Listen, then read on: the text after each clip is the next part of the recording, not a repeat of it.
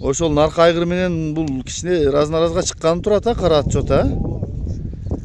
Экөөнү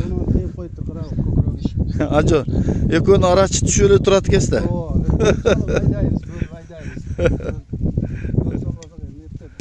Ук калайык жар саламын жалпыма, күбө болгон менин ушул антыма.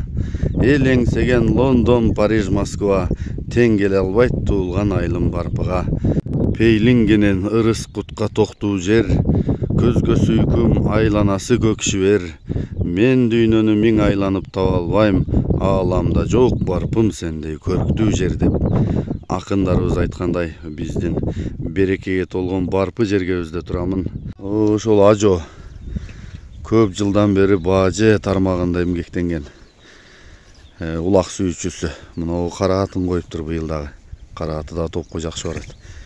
Кара аттын кулундарын да сурап коеюн. Алдым не болуп калды экен.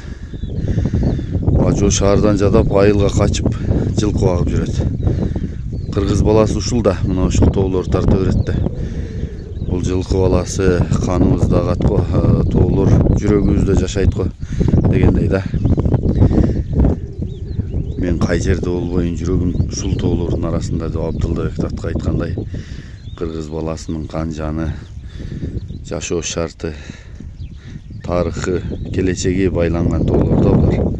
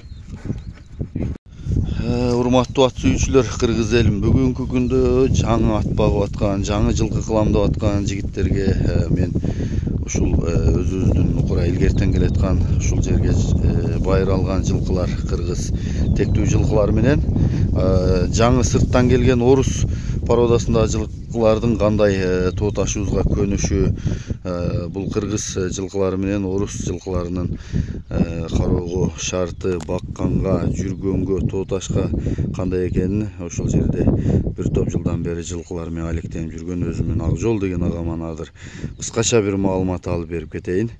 Ушул Акжол акебиз улак сүйүүчүсү, ат сүйүүчүсү. Бул Россиядан келген жылкылар экен Акжол аке.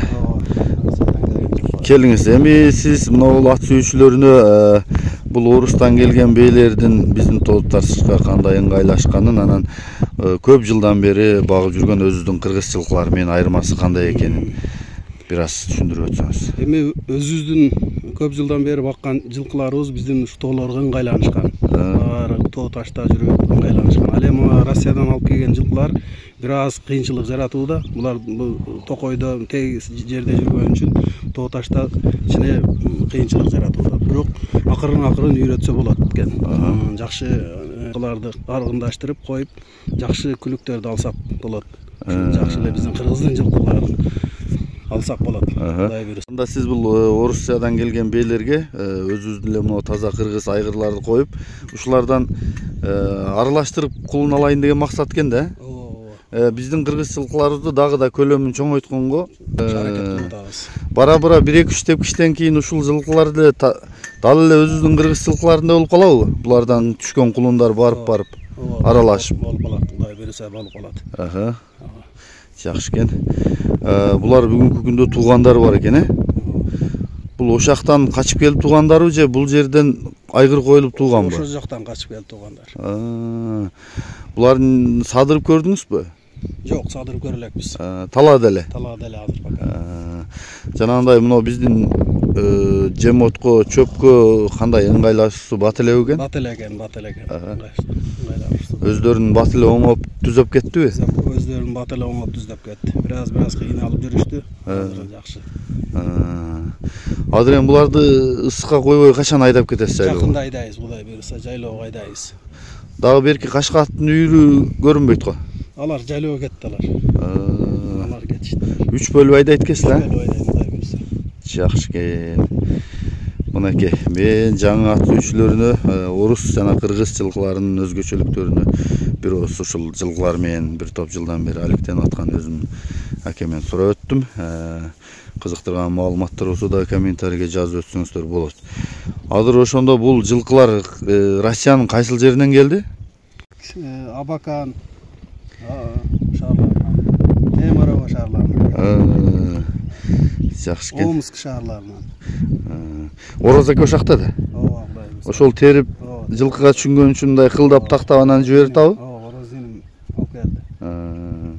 Жакшы экен. Мынакей эми өзүбүздүн эле канга жанга сиңип калган таза өзүбүздүн күжүрмөн кыргыз жылкыларыбыз. Момундай жапалдаш болгон, жерге жакын, бирок ойго, тоого, кырга, түзгө, чөлгө, кумга, ташка, улакка, ысыкка, суукка чыдамдуу болгон өзүбүздүн кыргыз жылкыларыбыз. Ата-бабаларыбыз жоого минген, жортулга минген, жашоо тирикчилигине колдонгон, сүтүн ичкен, айтып келем го мен дайым кыргыз жылкынын айтканын. Кыргыз жылкы мынтет деп калышат. Мен жөнөкөй ат эмесмин. Мен кыргыздар бар жерде гана урмат сыйга ээмин. Тарыхты кыргыз мен аркылуу жараткан. Мен далай согушту, далай кандын акканын көрдүм. Азыркы менин абалымы көрүп, кыргызды бөтөн эле айыптар. Бирок мен качан гана оозуман кан аралаш көбүк, жонуман кара тер ылдый акканда кумарга батам. Кан эмесе камчыла кыран, кое бер мени. Мен азыр маарага жетем дейт экен да кыргыз жылкысы. Бул деген эми жанакы кыргыздар тоо таш, ылай, суу, баткак жатып алган, айтор жарга түшүп кетип аткан, оозун канатып топко кирип аткан, мааниси түпкү эмесе ошолго айтылган го дейм. Эми бөтөн эл кыргыздарды айыптар, кордойт жылкыны дейиптир.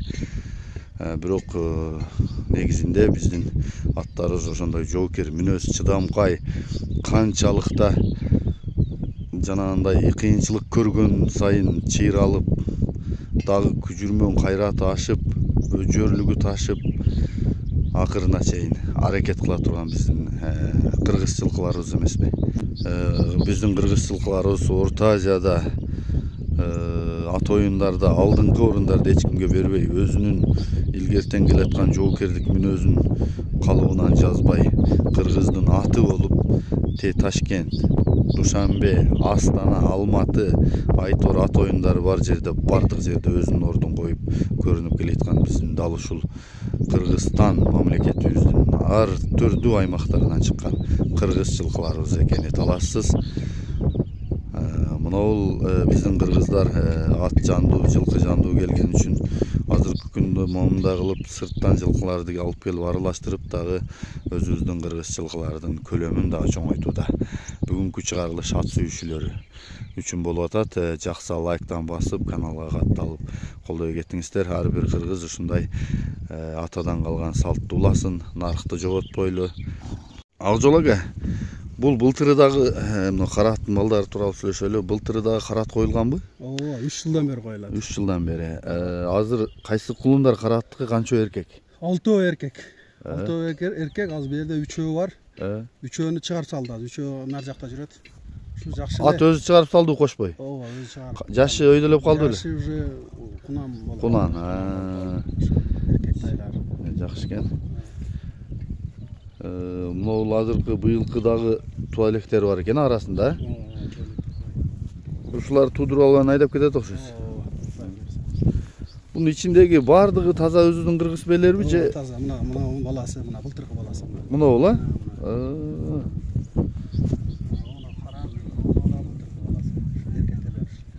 Ушул экөө келте атай, 1 жаштагы тайлар экен, а? Ана ола, карабы? Жанында турган. Өзүндө экен го. Өзбектер килент. Өзбек туугандар килент. Мына ол баласы экен, эркек экен, а? Ушу өзүндөй түшүптүр бирок. Мунун энеси кайсы? Мына карабы? Ошо алдына кеткен кара көк. Кара көкпенин баласы экен да. Атасынын копиясы. Мына да туйундап калыптыр, э? Таза кыргыз. Ошо торунун алдындагы баласы? Баласы ошо. Торубей да Зорбей экен бирок. Мына олчу, мына ол да эне бала окшойт мына туштагы. Бала кызы алды. Жакшы экен. Быйыл Кудайга шүгүр чөп жакшы ак жол экен.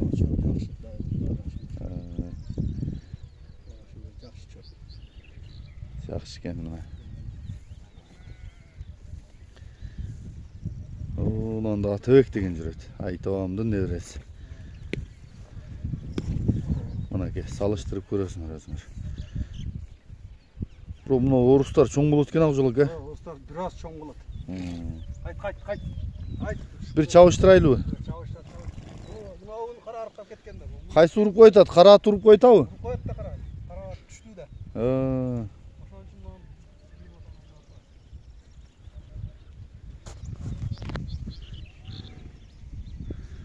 Аталаңда турат го. Оң жагында болот да баласы. Митем болот экен бул. Мунун көкүрөгүн ичте тепкен ушул бейби? Ат арыктап кетиптир. Инк жатат го, сүткө тойгон күчүктөй. Курсак ток, кайгы жок, чөп көп. Сүт мол. Боинг. Мына ушулар орустан келген бейлер. Мына ол митамген дейт. Мунун көкүрөгүн иштетет.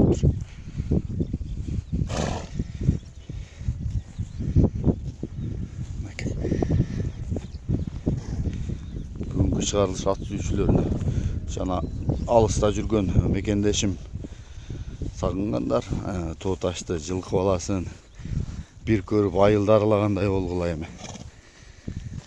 Бардык кыргыздын баласындай коргосу малга толуп, кампасы данга толуп, өрүшү малга толуп, байгерчилик турмушта жашай берсин. Кыргыз элим аман болсун, бар болсун. Кыргыз болгонума сыймыктанам дейм го.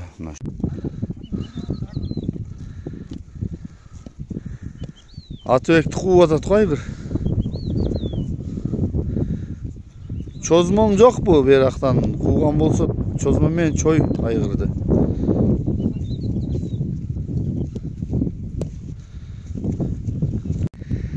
Качып жүрөт, анан айгыр кууп жүрөт.